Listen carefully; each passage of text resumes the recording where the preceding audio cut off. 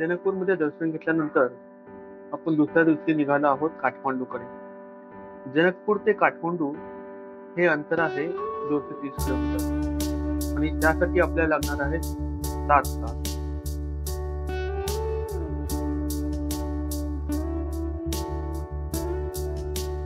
काठमांडूला जायला 2 मार्ग आहेत. एक आहे त्यांचा राजमार्ग आणि दुसरा आहे मंथली. या ठिकाणावर ते जास्त करून घाट रस्ता आहे. आपण घाटमार्गे चाललो आहोत कारण जो काही राजमार्ग आहे, हायवे आहे, तर त्या ठिकाणी आता बऱ्याच ठिकाणी काम चाललं आहे. त्यामुळे रस्ता म्हणजे आपल्याला थांबावं लागतं. म्हणून आपण मंथली मार्गे चाललो आहोत. या ठिकाणी कोणतं तरी मोठं चेकपोस्ट दिसत आहे. सगळे नेपाळचे झेंडे लावलेले आहेत आणि हा व्ह्यू हा खूपच सुंदर दिसतोय.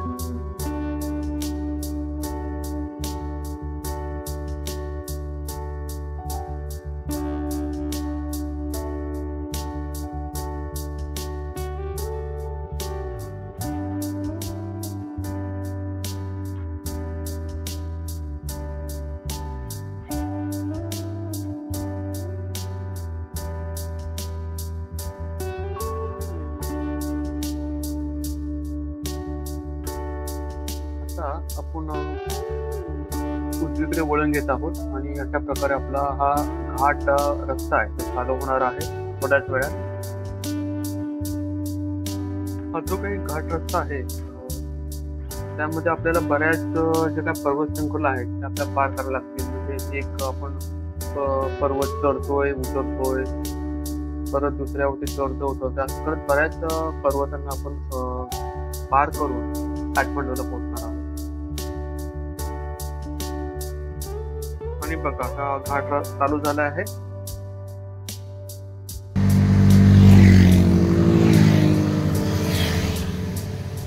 आता आपण जवळपास 20-30 किलोमीटर चाललो आहोत आणि त्यानंतर हे बघा कसं एकदम घनदाट जंगल आहे आणि हा एकेरी रस्ता आहे. जर एखादं वाहन जात नसेल तर एकदम स्थिर शांतता आहे. अगदी किड्यांचे, पक्ष्यांचे आवाज अगदी स्पष्ट आवाज ऐकू येतात आपल्याला या ठिकाणी. या ठिकाणी थोडंसं थांबूयात आणि या जंगलातील शांततेचा आनंद घेऊयात.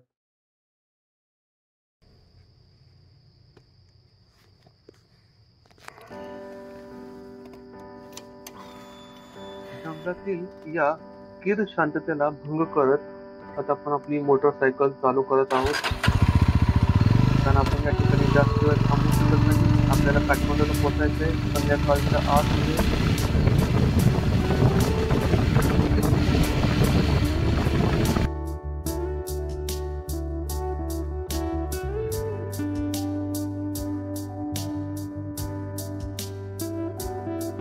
आपण बरेच अंतर पार केले आहोत आणि हा पूर्ण जंगल एरिया दिसत आहे. कुठेच लोकवस्तीचा काय मागमूस नाहीये.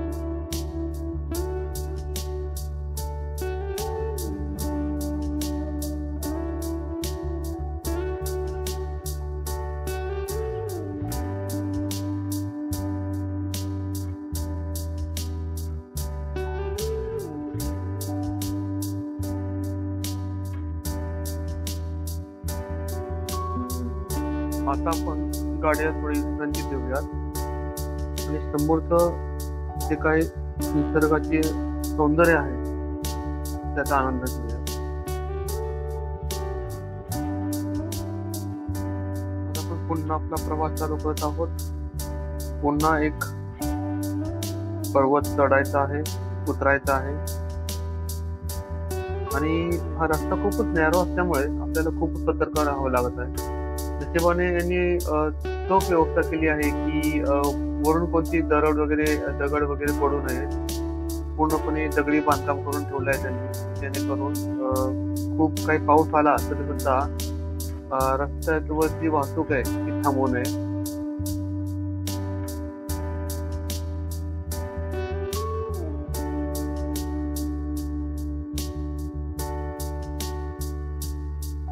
सुदैवाने रस्ता खूपच छान आहे. फक्त एकेरी रस्ता असल्यामुळे आपल्याला प्रत्येक वळणावरती हॉर्न द्यावा लागतो. समोरच्या वाहनाला त्याशिवाय हे कळणारच नाही आणि अपघात होण्याची खूप शक्यता आहे.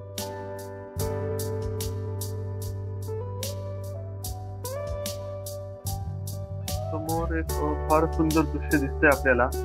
एक झुलता पूल आहे. पूर्णपणे लोखंडाचा बनलेला आहे. बहुतेक हा या गावावरून त्या गावावर जाण्यासाठी एक लोकांच्या सोयीसाठी बनवलेला आहे.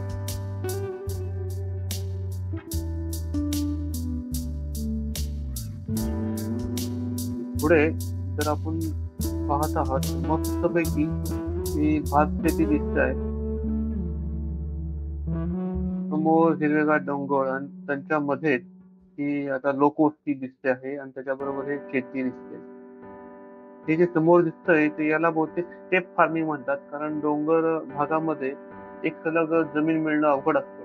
त्यामुळे हे स्टेप शेती म्हणजे ते पायऱ्या पायऱ्यानी हे शेती करतायत उपलब्ध जमिनीमध्ये.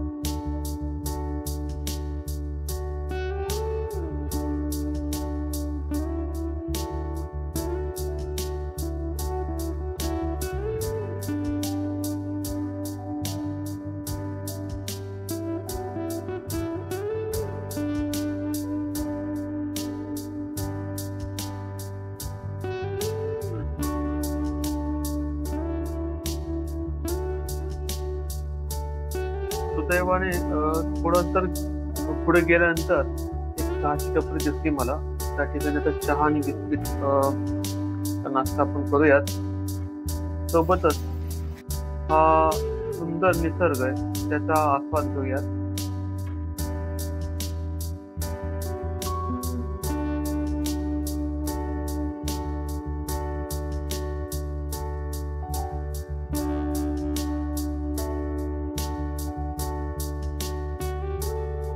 या ठिकाणी जे उंच डोंगराचं जो टोक दिसतंय त्या टोकापर्यंत आपण जाणार आहोत.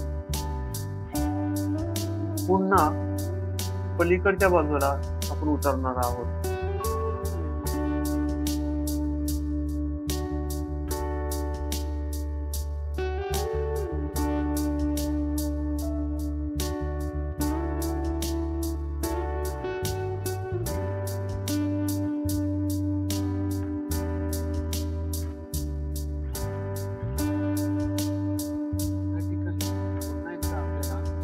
नदीचं दर्शन घडत आहे. प्रवाह त्या मानाने खूपच जलद आहे. थोडा या दृश्याचा आस्वाद घेऊयात.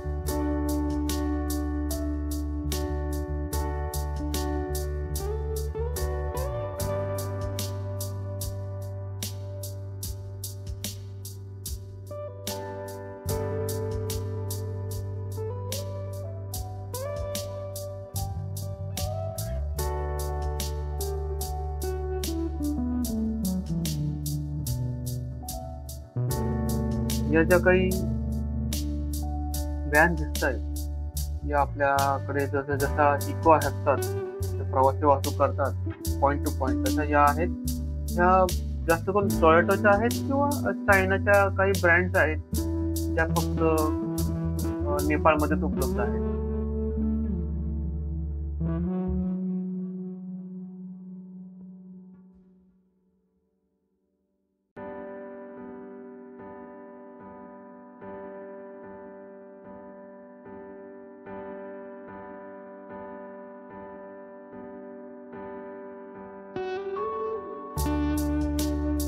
या ठिकाणी असं जाणवतंय जसं काही मी ढगांमधूनच गाडी चालवत आहोत. जमिनीचे समते आणि आकाश चालू होत आहे. खूपच सुंदर नजारा आहे, पण त्याच प्रकारे खूप धोकादायक पण आहे. या ठिकाणी अपघाताची खूपच शक्यता आहे.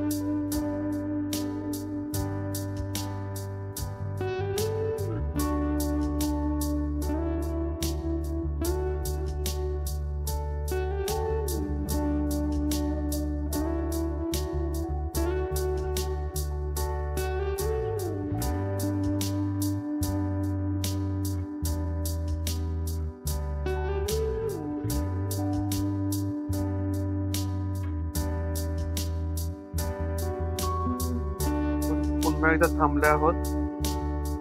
पुन्हा एकदा नदीचे नयनरम्य म्हणतात ना दर्शन घडत आहे. त्याच्यावरती एक लोखंडी झुलता पूल आहे.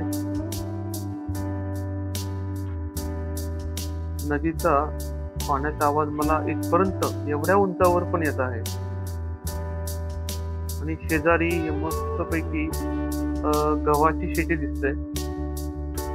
आणि त्या ठिकाणी आपण आता पुढे जाणार आहोत डोंगर उतरल्यानंतर.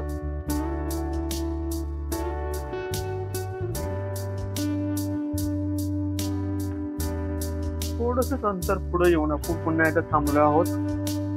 खाली एक सुंदर असं रिसॉर्ट दिसत आहे. स्विमिंग पूल आणि त्याच्या आसपास रूम, शेजारी नदीचा प्रवाह फारच सुंदर आहे. ते आपण मगाशी त्या ठिकाणी होतो तिथून आपण पाहत होतो. आता आणखी नदीच्या जवळ आला आहोत. इथून पूर्णपणे डोंगर आणि नदीचा प्रवाह चांगल्या प्रकारे आपल्याला दिसत आहे.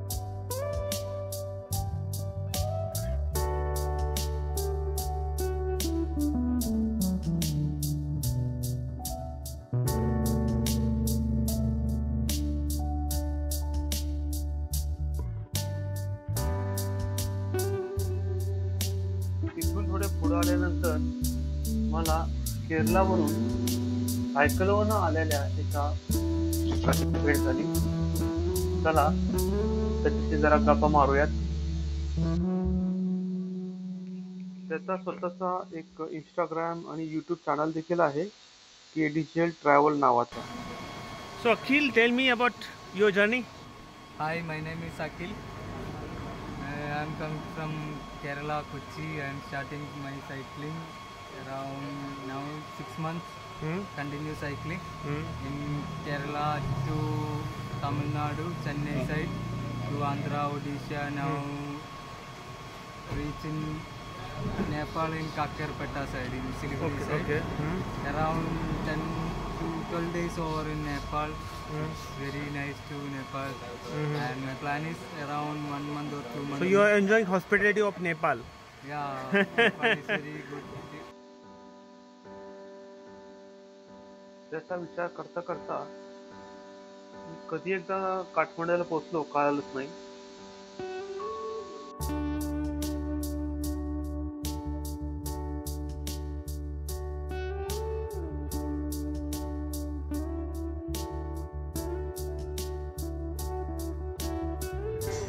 आणि आता आपण आलो आहोत थोडस पेटपूजा करायला.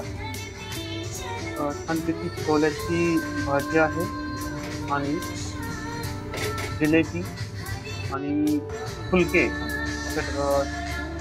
टाईप चपाती आहे. चला त्याचा आनंद घेऊया.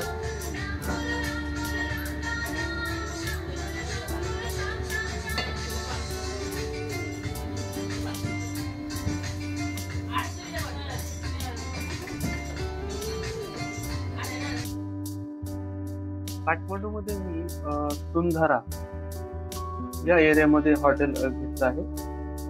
जसं आपलं दिल्लीमध्ये कुतुब मिनार आहे त्याच प्रकारे या ठिकाणी फार पूर्वी एक मिनार होता. तो मागील भूकंपामध्ये पडला आणि त्याच ठिकाणी त्यांनी एक नवीन मिनार बांधला आहे. त्याच्या आसपासच आपण आता हॉटेल घेतलं आहे. आपण एकाच फ्रेममध्ये जुना टावर आणि नव्याने बांधलेला टावर हे पाहत आहोत. या एरियामध्ये हॉटेल घेण्याचं कारण म्हणजे एक प्राईम लोकेशन आहे. तुम्हाला येण्या जाण्यासाठी खूप काही पर्याय उपलब्ध आहे. जसं की आता समोर एक बाईक टॅक्सी वगैरे आहे, बसेस आहे, एक मुख्य थांबा आहे या ठिकाणी आहे. या आसपास राहण्यासाठी खूप काही हॉटेल्स आहेत, रेस्टॉरंट आहेत आणि थोडंच अंतर पुढे गेल्यानंतर त्या ठिकाणी मेन जे काही मोबाईल मार्केट आहे, कपड्याचं मार्केट आहे असे आणि इव्हन इलेक्ट्रॉनिक्स मार्केट देखील आहे. तर खूप काही योग्य ठिकाणी आपण आता हे बुक केलं आहे.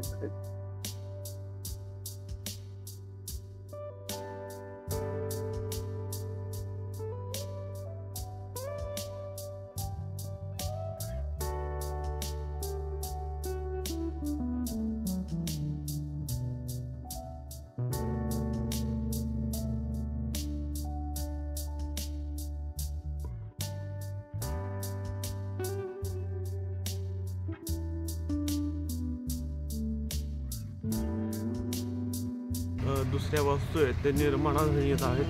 बहुतेक लवकरच पर्यटनासाठी खोलेल. कारण बहुतेक डिसेंबरचं त्यांचा टार्गेट असेल, कारण नोव्हेंबर डिसेंबर हा इथला टुरिस्ट सीझन आहे. तर त्या हिशोबाने ह्यांचं नियोजन असेल असं मला वाटतंय.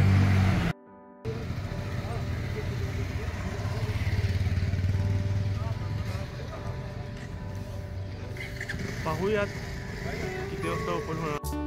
सिक्युरिटीनी माहिती सांगितली आहे. सध्या जस्ट याचं ओपनिंग असल्यामुळे या ठिकाणी वर जाण्यासाठी एकदम मोफत आहे. यासाठी कोणतं तिकीट आकारत नाही आहेत सुरुवातीला तरी. अजून तरी आता फायदा करून घेऊयात आपण. तरी तुम्ही पाहताय आपण आता टावरला व्हिजिट करतोय. पाहूया. आता आज दुसराच दिवस आहे, त्यामुळं बहुतेक गर्दी कमी असेल. काल याचं उद्घाटन झालं. काल इथला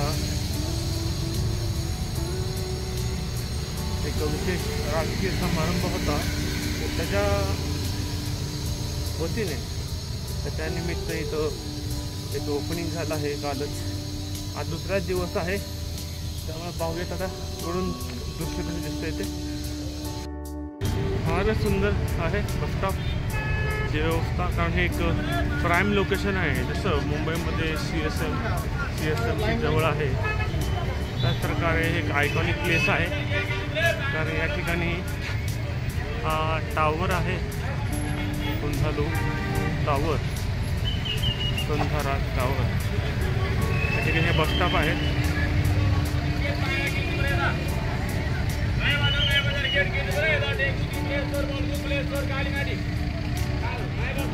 तर एवढी ही लाईन लागलेली आहे त्या टॉवरला व्हिजिट करण्यासाठी. रोजचं ट्रॅफिक आहे आपल्या मुंबईच्या पुण्यासारखंच आहे. ते पण प्रायव्हेट आहे आणि गव्हर्नमेंटच्या बस आहे. छोट्या छोट्या ज्या शेअरिंग टॅक्सी आहेत, बस आहेत, कुणी बसवू शकतो आपण, त्या प्रकारे पण आहेत. साध्या बस आहेत. पण विशेष करून मला आवडले आहे ते हे बसस्टॉप.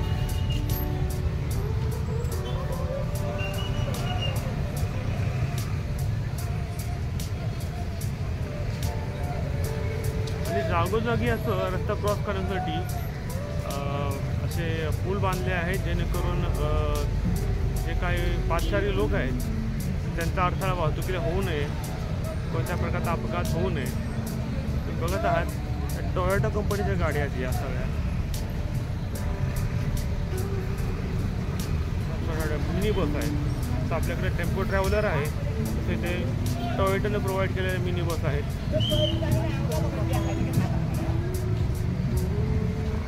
आपल्या साध्या पण आहेत, आयशरच्या वगैरे गाड्या त्या देखील आहेत या ठिकाणी.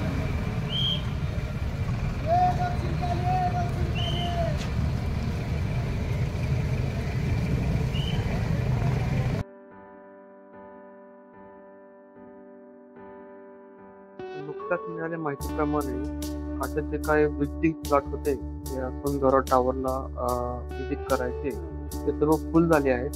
त्यामुळे आज तरी आपण या ठिकाणी भेट घेऊ शकणार नाही. त्यामुळे आपण आता बाहेरूनच हे दृश्य पाहूया.